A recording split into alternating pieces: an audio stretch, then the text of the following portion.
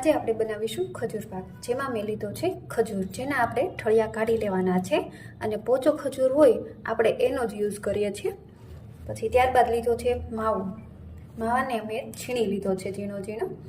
ત્યારબાદ ખાંડ લીધી છે, એ તમે વધારે ઓછી લઈ શકો છો. અને ઘી લીધું છે અને ટોપરાનું ઝીણું છીણ લીધું છે.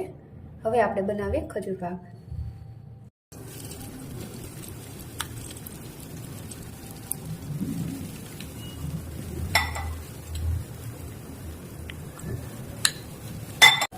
ઘી ગરમ થઈ જાય એટલે આપણે એમાં ખજૂર નાખીશું.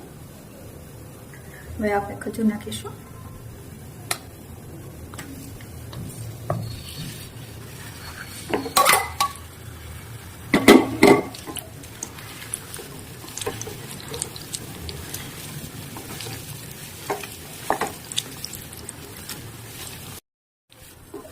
ખજૂર જ્યાં સુધી એકદમ લચકા જેવો ના થાય ત્યાં સુધી શેકવાનો છે, એનું ખાસ ધ્યાન રાખવાનું છે.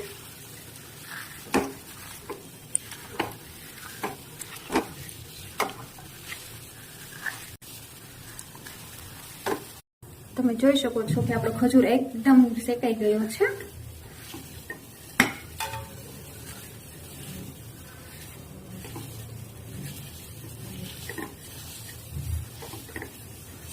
ઘી પણ એકદમ ઓબ્ઝર્વ થઈ ગયું છે બધું.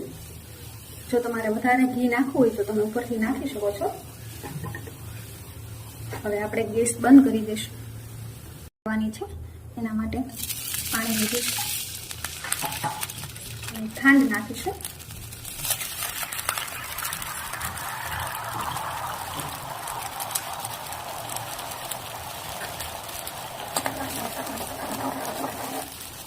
આપણે આકરી ચાસણી લેવાની છે. આપણે મોટા કરતા થોડીક આકરી ચાસણી લેવાની છે.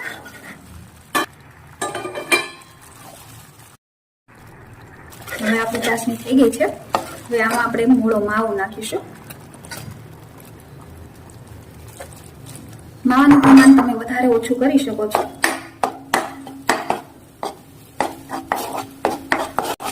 આપણે ખજૂર છે એ આશરે 500 ગ્રામ જેટલો લીધો છે. એની સામે મેં માવો છે એ 200 ગ્રામ જેટલો લીધો છે.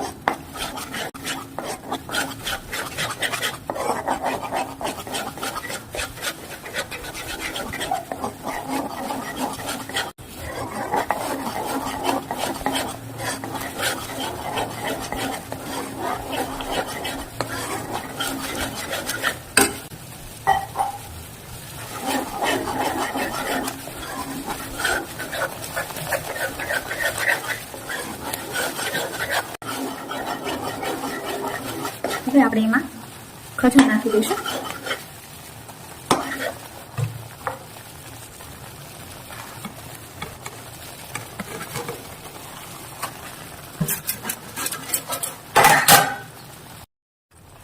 તો ખજૂર નાખીને આપણે સારી રીતે મિક્સ કરી લેવાનું છે.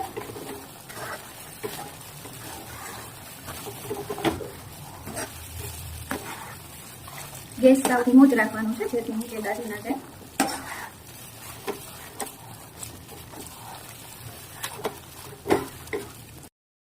આપણો માવો જે છે એકદમ મિક્સ થઈ ગયો છે.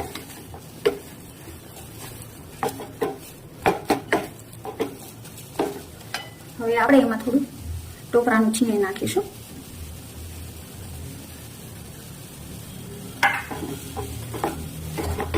મિક્સ કરી લઈશું.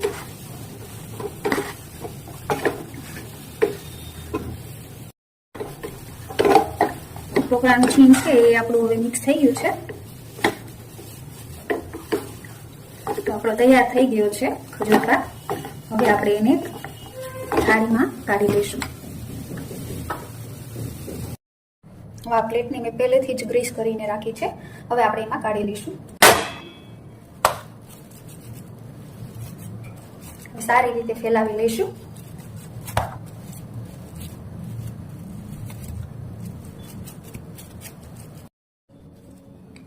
આવી રીતે સાઈડથી દબાવીને સરસ પાથરી દેવાનું છે.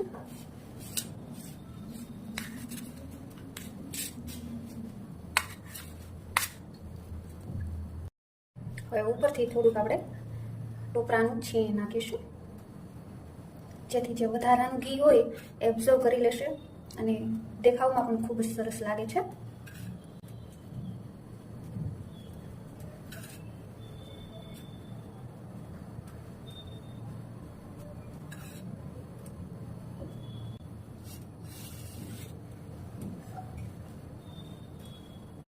તો આપણે ખજૂર પાક તૈયાર છે. આપણે હવે ઠરે ત્યારબાદ આપણે એના ચોસલા પાડી લઈશું.